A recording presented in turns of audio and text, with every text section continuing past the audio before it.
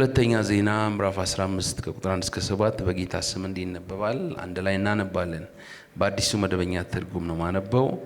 የእግዚአብሔር መንፈስ በኦዴድ ልጅ በአዛርያስ ላይ መጣ። እርሱም አሳ ሊገናኘው ወጣ። እንዲህም አለው፣ አሳ እናንተ ይሁዳና ብንያም ሁሉ ሆይ አድምጡኝ። እናንተ ከእግዚአብሔር ጋር ስትሆኑ እርሱ ከእናንተ ጋር ይሆናል። ብትፈልጉት ይገኝላችኋል፣ ብትተውት ግን ይተዋችኋል። እስራኤል ያለ እውነተኛ አምላክ ያለ አስተማሪ ካህንና ያለ ሕግ ብዙ ዘመን አሳልፏል።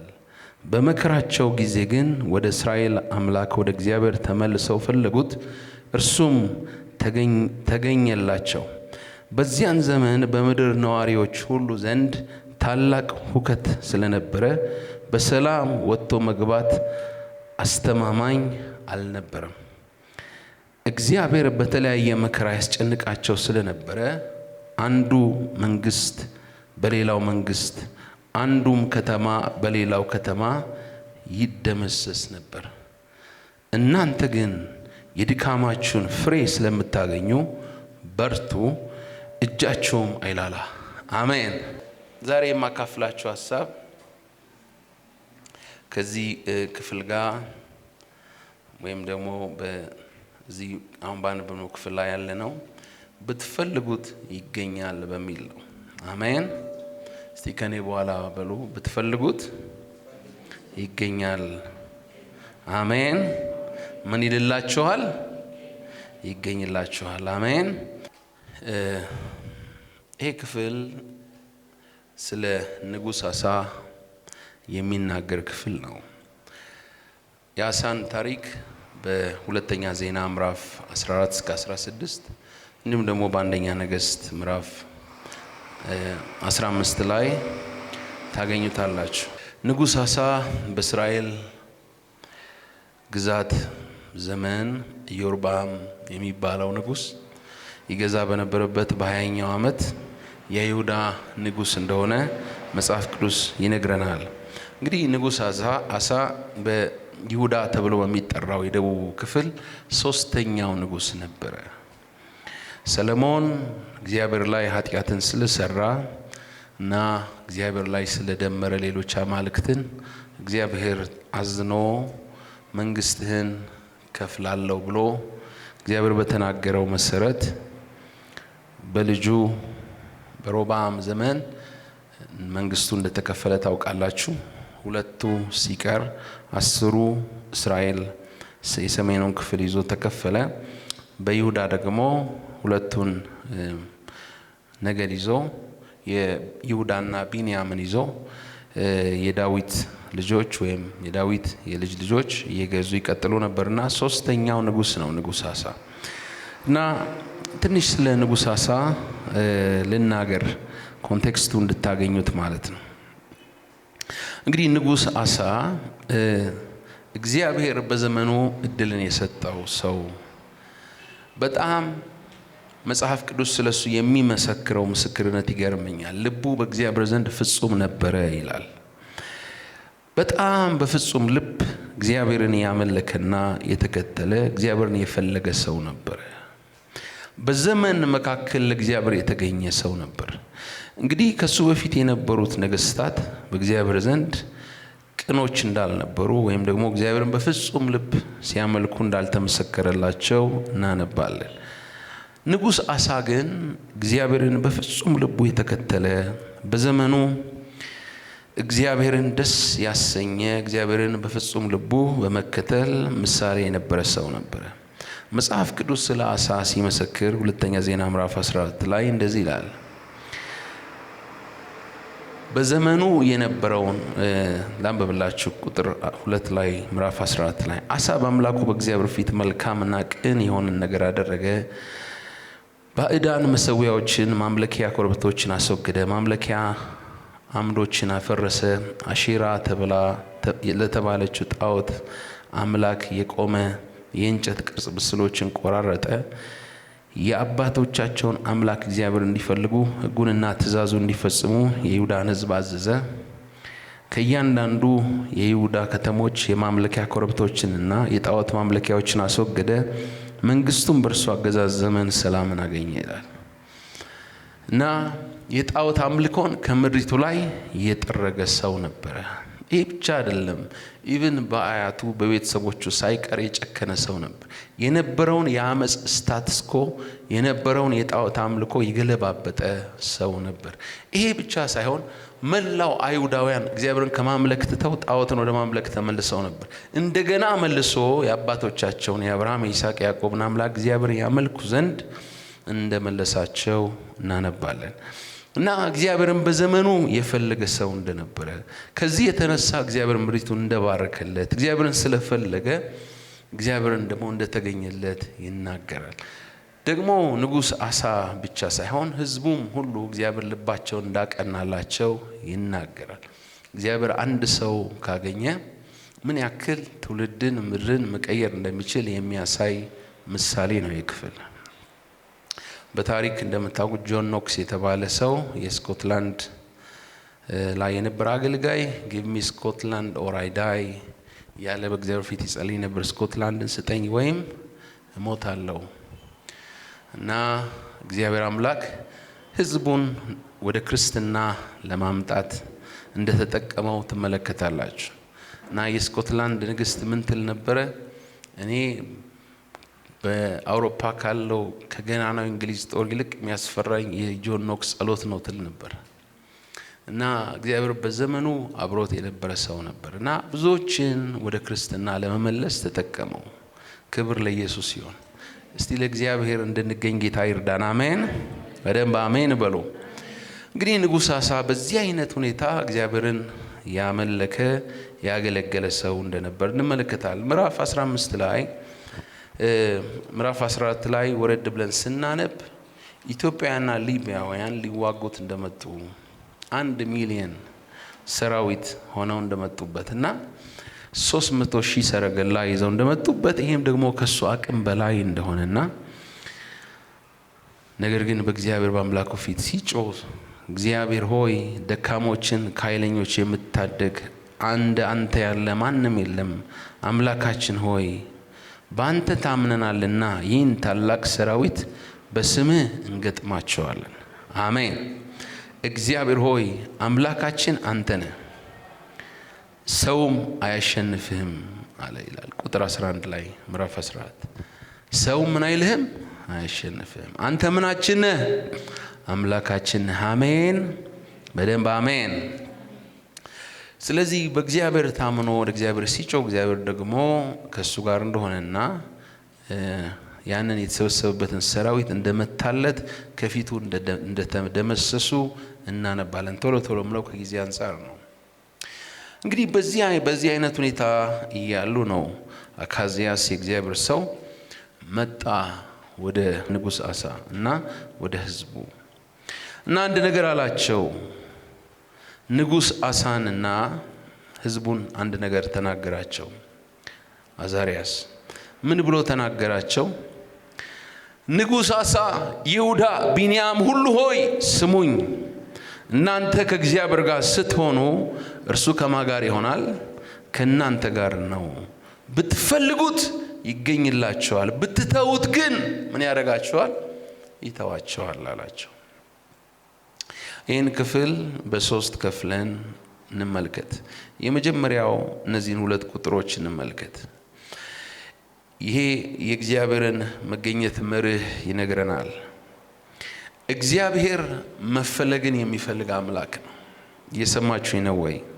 በደንብ እንድትሰሙኝ ይፈልጋለሁ። እግዚአብሔር ምንን ይፈልጋል? መፈለግን ይፈልጋል። ስለዚህ የመፈለግ መርህ ደግሞ ምንድነው? እግዚአብሔር ለሚፈልጉት ምን ያደርጋል? ይገኛል። እግዚአብሔርን ፈልጉ በህይወት ትኖራላችሁ ይላል እግዚአብሔር ቃል። በህይወት የሚያኖረን የሚያስቀጥለን፣ አያችሁ፣ በበረከት ውስጥ የሚያኖረን ጉዳይ ምንድነው? እግዚአብሔርን መፈለግ ነው። መዝሙር 24 ወደ ቁጥር 3 ላይ ምን ይላል? ወደ እግዚአብሔር ተራራ ማን ይወጣል? በቅዱስናው ስፍራ ማን ያድራል? ማን ይቆማል? ይልና ምን ይላል? እጆቹ ንጹህ የሆኑ 4 ነገሮች ይናገራል። እጆቹ ምን የሆኑ? ልቡ ንጹህ የሆነ ይላል። ከዛ ደግሞ ነፍሱን ለከንቱ ነገር ያላነሳ። በእንግሊዝኛው እንደዚህ ይላል who does not lift up his soul to what is false ለሐሰት እውነት ላልሆነው ነገር ነፍሱን ያላነሳ እውነተኛ ለሆነ ሃሌሉያ። ከዛ ደግሞ ምን ይላል? ለባልንጀራው በሽንገላ ያልማለ በተንኮል ያልማለ ታማኝ የሆነ እሱ ይቆማል፣ በማደሪያ ውስጥ ያድራል። አሜን። እግዚአብሔር ልባችንን ያጽራው። አሜን። ያንጻው። አሜን። እጃችንን ንጹህ ያርገው። አሜን አሜን። እውነተኞች ታማኞች ያርገን። አሜን። ብዙ ሰው ሪቫይቫል ይፈልጋል፣ ክብር ይፈልጋል፣ እሳት ይፈልጋል፣ እግዚአብሔርን ጸጋ ይፈልጋል፣ ግን መርሁን አይጠብቅም። አያችሁ፣ በራሳችን ጽድቅ አንቆምም፣ ክርስቶስን ለብሰን ነው የምንቆመው። ነገር ግን መጽሐፍ ቅዱስ የሚሰጠንን መርህ መጠበቅ አለብን። ንጽህና፣ ቅድስና ፊቱን ታየዋለች ይላል። አሜን። እና በፍጹም ልባቸው አሳና ሕዝቡ እንደፈለጉት እንመለከታለን። ደግሞ ምን አለላችሁ ይላቸዋል? ተገኘላችሁ። ስትፈልጉት ምን አለላችሁ? ተገኘላችሁ። አብሯችሁ ሆነ። ከሱ ጋር ስትሆኑ ከናንተ ጋር ሆነ። እግዚአብሔር የመገኘት ችግር የለበትም። ነገር ግን የሚፈልገውን ይፈልጋል። የሬዲዮ ሲግናል ወይም ሬዲዮ ቢኖረን ሬዲዮ ስላለን ብቻ የሬዲዮ ሲግናል አንቴናው ይስብልናል እንዴ? ምን ይፈልጋል? መፈለግ አለብን አይደል? እንፈልገው ኤፍኤም ወይም ደግሞ የሬዲዮ ቻናል ላይ ምን ማድረግ አለብን? ቲዩን ማድረግ አለብን። ስለዚህ እግዚአብሔርን ምን እንድንለው ይፈልጋል? እንድንፈልገው ይፈልጋል። ዳዊት በሳኦል ዘመን እግዚአብሔርን አንፈልግነውም፣ እንፈልገዋል አይደለም ህዝቡን። ከዛ ታቦቱን ለማምጣት ሄደ እና ታሪኩን ታውቁታላችሁ። የወዛ ስብራት ከሆነ በኋላ እንደገና እግዚአብሔር እንደሚገባው አልፈልግነውም፣ አሁንም እንፈልገው አለ። አሜን። መኃልየ ሰሎሞን ምዕራፍ 5 ላይ አንድ በጣም የሚደንቀኝ ታሪክ አለ። እኔ ተኝቻለሁ ይላል ትላለች አይደለም? ለውዷ ተኝቼ የነበረ የውዴ ቃል በውጭ ይሰማል፣ ደጁን ያንኳኳል፣ ይመታል። እህቴ እርግቤ መደብደሚያዬ ሆይ በራሴ ጠል በቆንዳል ላይም የሌሊት ነጠብጣብ ሞልቶበታል፣ ክፈችልኝ ያለ ምን ያደርግ ነበር አለች?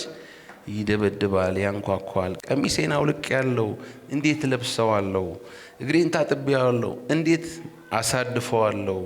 እያለች በመኝታዋ ላይ ሆና ስታመነታ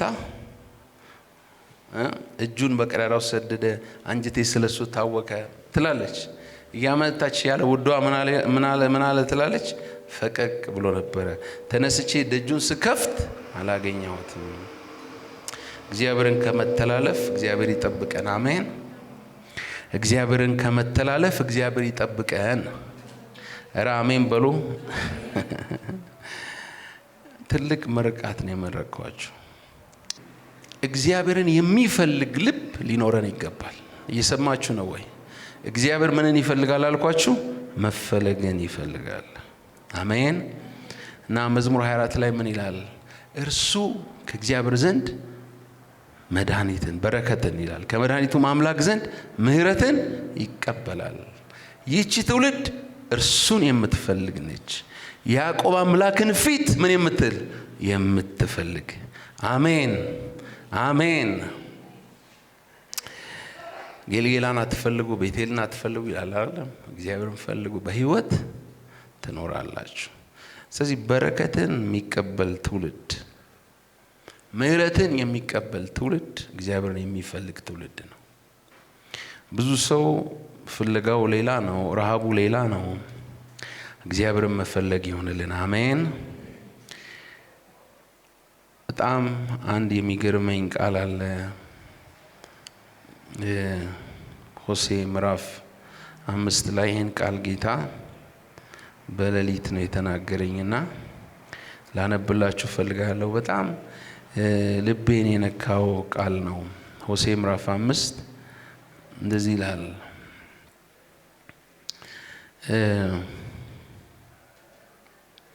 ቁጥር 3 ጀምሮ ላንብበው።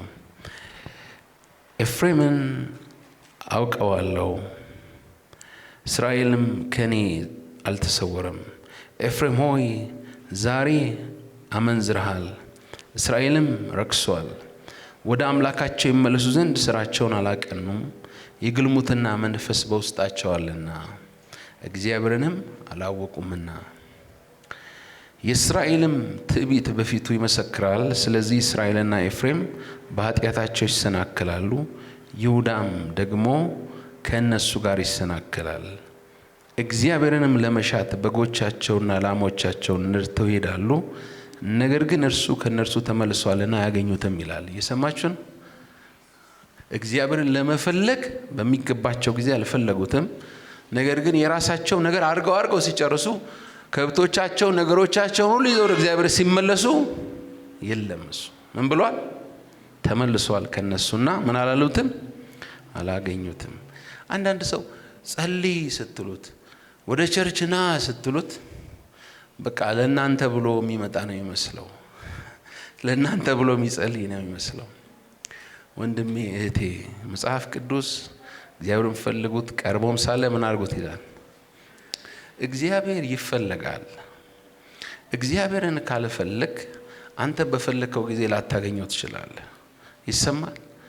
እና አንዳንድ ሰዎች በቃ ሜጃቸው ሲቀርብ መጨረሻ ታይም ላይ በቃ ያለቅሳሉ ምናምን። መጎብኛሽን ዘመን አላወቅሽም ብሎ ጌታ አለቀሰላት ለኢየሩሳሌም።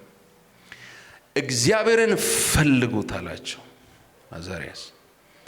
እግዚአብሔር ምን አድርጎ ፈልጉት? ሁልጊዜ ፈልጉት፣ ሁልጊዜ ተራቡት፣ ሁልጊዜ ከሱ ጋር ሁኑ። እግዚአብሔርን ብትፈልጉት፣ እግዚአብሔርን ብትፈልጊው ይገኝልሻል፣ ከእናንተ ጋር ይሆናል። ነገር ግን እየተዋቹት እንደሆነ ዋ አላቸው። ምን ያደርጋቸዋል? ይተዋቸዋል። ከባድ ማስጠንቀቂያ ደውል ነው። ከባድ ማስጠንቀቂያ ደውል ነው። ከ3 ከ6 ያለውን እንመልከት። እንደዚህ ይላል፣ እስራኤል ያለ እውነተኛ አምላክ፣ ያለ አስተማሪ ካህንና ያለ ሕግ ብዙ ዘመን አሳልፈዋል። በመከራቸውም ጊዜ ግን ወደ እስራኤል አምላክ ወደ እግዚአብሔር ተመልሰው ፈለጉት፣ እርሱም ተገኘላቸው። በዚያን ዘመን በምድር ነዋሪዎች ሁሉ ዘንድ ታላቅ ሁካታ ስለነበረ በሰላም መውጣት መግባት አስተማማኝ አልነበረም።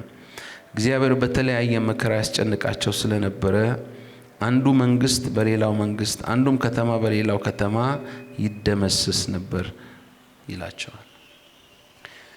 እስራኤል ምን ነበረ ይላል? በምን ተመላለሰ ይላል? ያለ እውነተኛ አምላክ፣ ያለ እውነተኛ አስተማሪ ካህን፣ ደግሞም ያለ ሕግ ምን አረገ?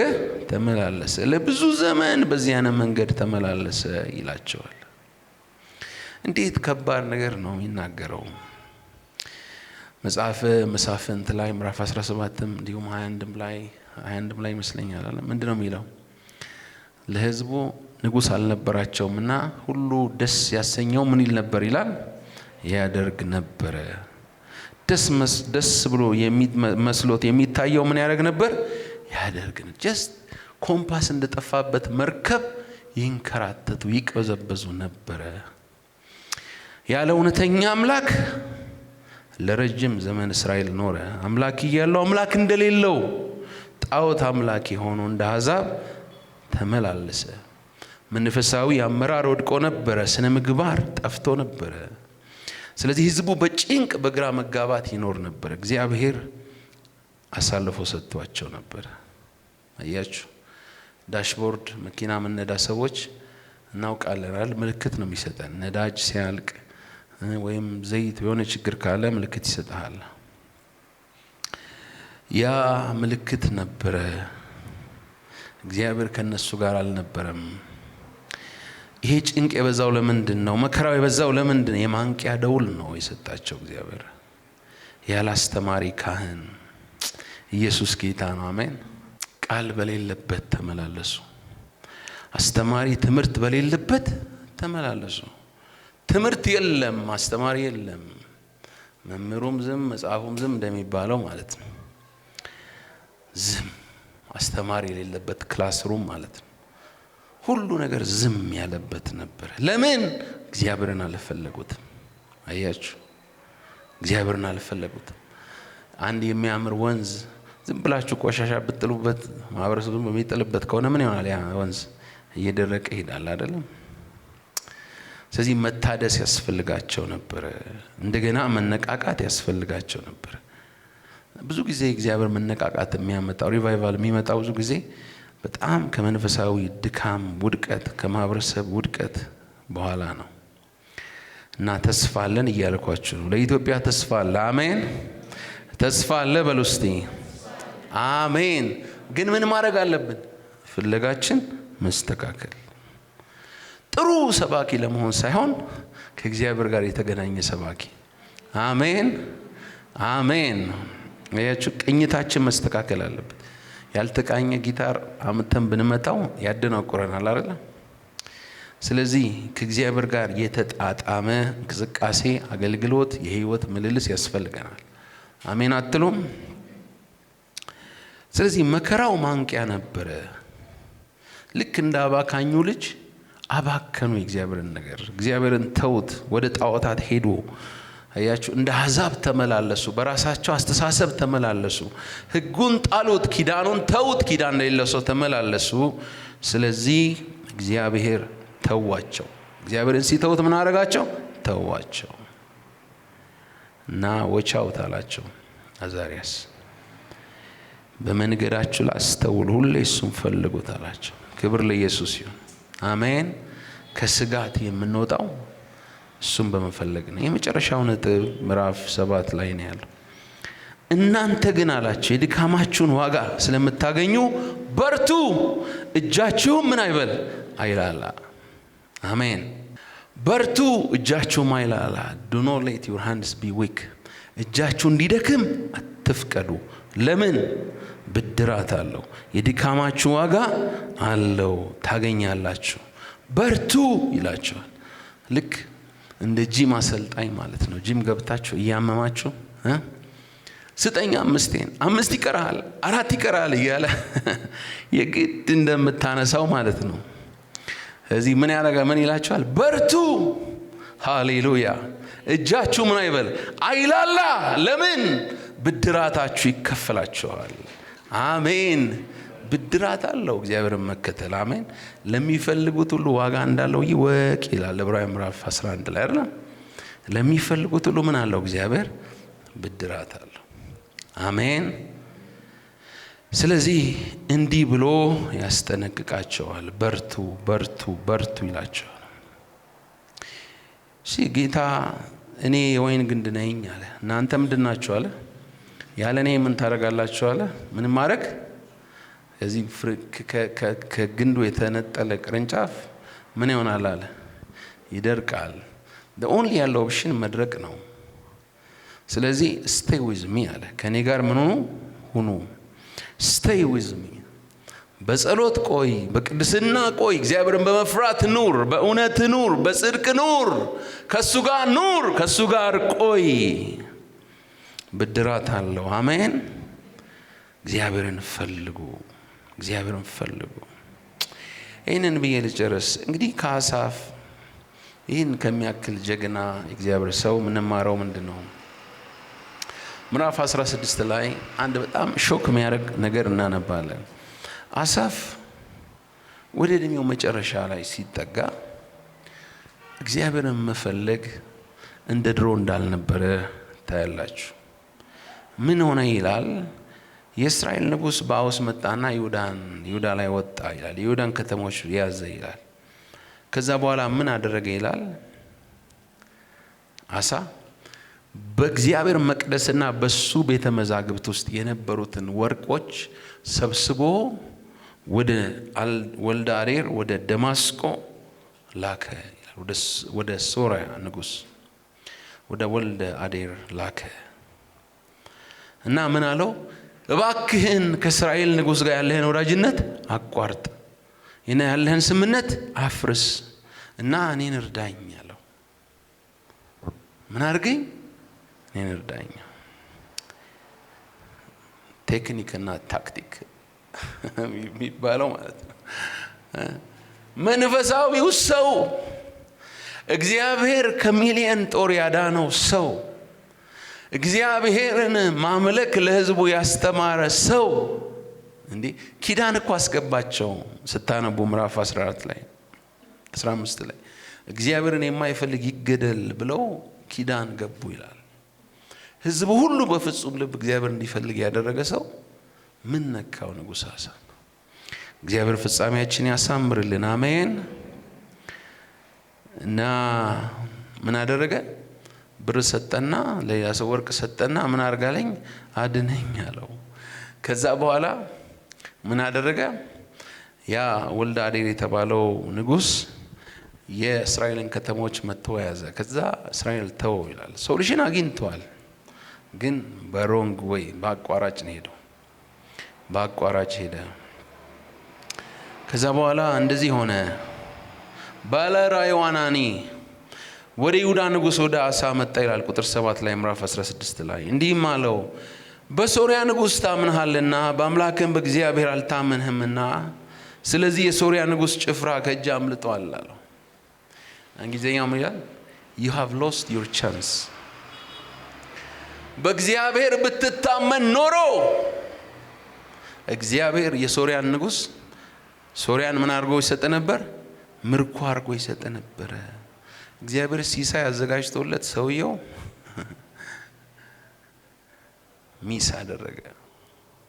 እግዚአብሔር እንዲገዛቸው እንዲወርሳቸው አሳልፎ ለሰጠው ሕዝብ ምን ሆነ? ራሱን ባሪያ ያደረገ። ስለዚህ you lost your chance አለው። ሶርያውያንን ለመምታት እግዚአብሔር የሰጠህን ቻንስ ምን አረካለው? ሚስ አደረካለው።